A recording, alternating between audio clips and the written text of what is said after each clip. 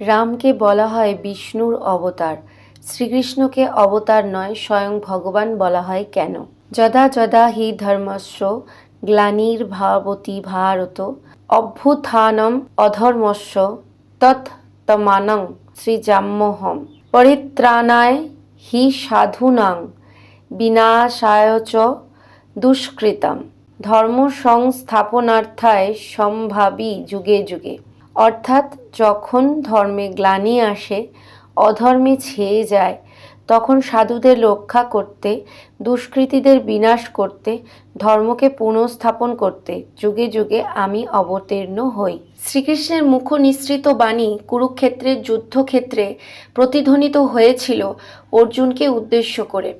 অর্থাৎ শ্রীকৃষ্ণও এসেছিলেন ধর্মকে পুনঃপ্রতিষ্ঠা করার জন্য, রামও এসেছিলেন একই উদ্দেশ্যে। আবার বিষ্ণুর বাকি ৮ অবতারও এসেছিলেন একই লক্ষ্য নিয়ে। সেখানে রামসহ সবাইকে অবতার বলা হলেও শ্রীকৃষ্ণকে স্বয়ং ভগবান রূপে ব্যাখ্যা করা হয়। অবতার শব্দের অর্থ হল অবতরণ করা বা নেমে আসা। অবতারী বিষ্ণু অবতার রূপে নেমে এসেছিলেন ধরায়। সমস্ত অবতারেরা তার অংশ। একমাত্র কৃষ্ণ সম্পূর্ণরূপী বিষ্ণু। বিষ্ণুকে কৃষ্ণ রূপে আবির্ভূত হতে হয়েছিল দাপর যুগে। পুরাণে এই কথাই বলা হয়েছে বারবার। পুরাণে বর্ণিত হয়েছে কিশোররূপী কৃষ্ণ সমস্ত অবতারের অবতারী। বিষ্ণু আর কৃষ্ণের মধ্যে কোনো ভেদ নেই। যিনি বিষ্ণু তিনিই কৃষ্ণ। বিশেষ উদ্দেশ্য সাধনের জন্য বিষ্ণুকে কৃষ্ণ রূপে ধরায় অবতীর্ণ হতে হয়েছিল। বিষ্ণু নরনারায়ণ রূপে বিভাজিত হয়েছিলেন। তারপর কৃষ্ণ ও অর্জুন রূপে তাদের কর্ম দাপরে। বিষ্ণুর 10 অবতার হল মৎস্য, কূর্ম, বরাহ, নৃসিংহ, বামন, পরশুরাম, রাম, কৃষ্ণ, বুদ্ধ ও কল্কি। যদিও কৃষ্ণকে অবতার ও অবতারী 2 রূপেই পাওয়া যায়।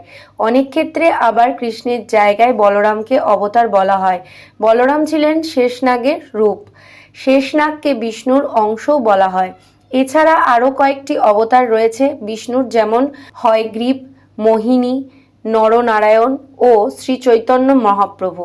এমন নানা অবতারের কথা উল্লেখ থাকলেও ব্রহ্ম সংহিতায় বলা হয়েছে রাম আদি মূর্তি।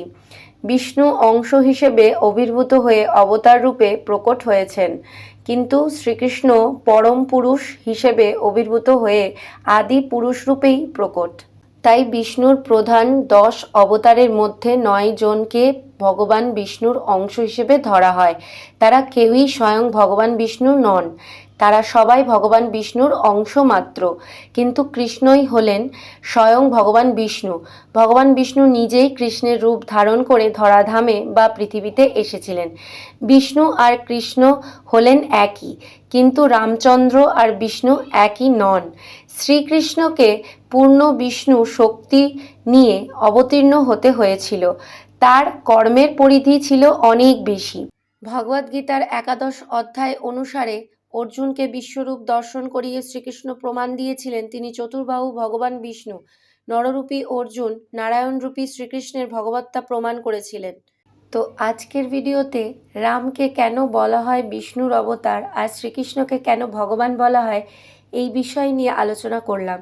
যদি ভিডিওটি ভালো লেগে থাকে তাহলে নিজেরাও শুনবেন এবং অপরকে শোনার সুযোগ করার জন্য ভিডিওটি অবশ্যই শেয়ার করবেন।